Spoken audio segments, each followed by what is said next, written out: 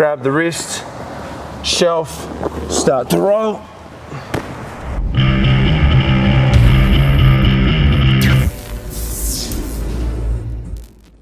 Okay guys, I'm going to show you some escapes from turtle when your opponent has a rear body lock, like a double underhook. So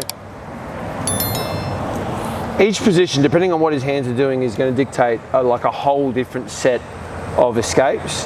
And if you look at a lot of like wrestling, folk style wrestling escapes, they're not allowed to join their hands once their opponent's on the ground.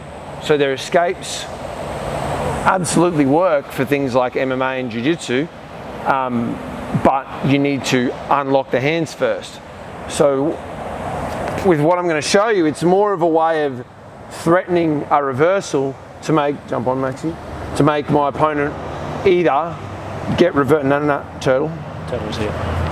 Yeah, to either make my opponent want to let go, or he's going to get reversed. So even jump a little further around here, Max. So if he's got his near side leg down and he's driving with his near side hip, my first and best option that I'm going to go for is threaten the fat man roll. So I want to shelf his hamstring so that he can't step back. If he gets his leg behind my leg and I go for this fat man roll, he can sort of sprawl out and then I just end up being pinned. So to avoid that, I'm going to grab this wrist, I'm going to reverse just a little bit and turn, and I rest my shin on the top of his calf, and then I'll roll over my shoulder so that I reverse him. Now, this is one of many escapes. Jump on this side, mate.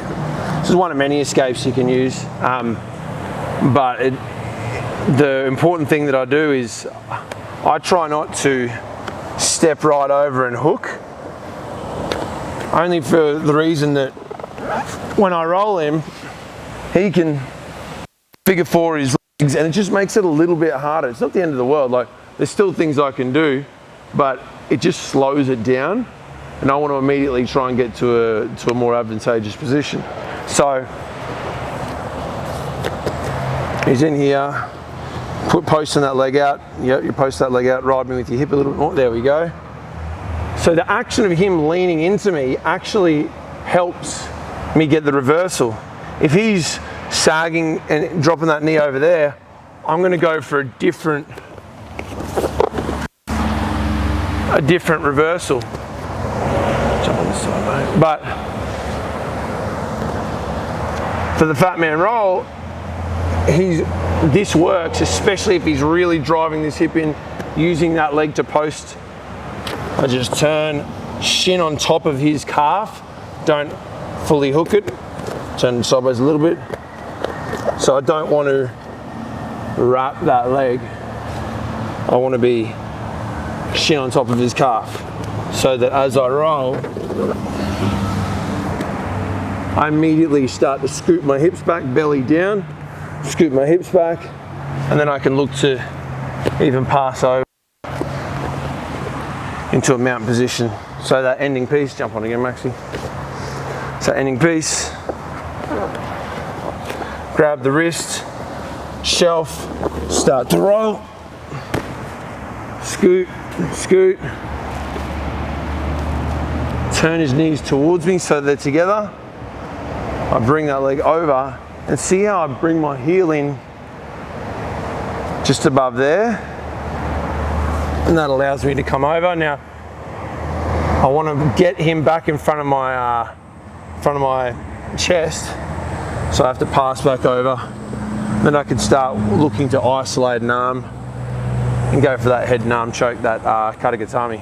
So that's just one of the many moves you can use from that position. Again, if he decides to defend by unlocking his hands, then we go to the wrestling escapes, which there's just so many of, I can't look to cover them. But if I go for that fat man roll and he feels it and he, boom, now I'm going to start going to a more wrestling focused escape. If his hands are locked, I threaten the roll. As soon as he unlocks those hands, I threaten the wrestling escapes. And it's just this dilemma of going between the two. Go for one, he reacts, I go back the other. And you might have to go back and forth between the two a few times until you finally find enough room to get up and get away. So, hope you enjoyed that one, guys. That's the Fat Man Roll.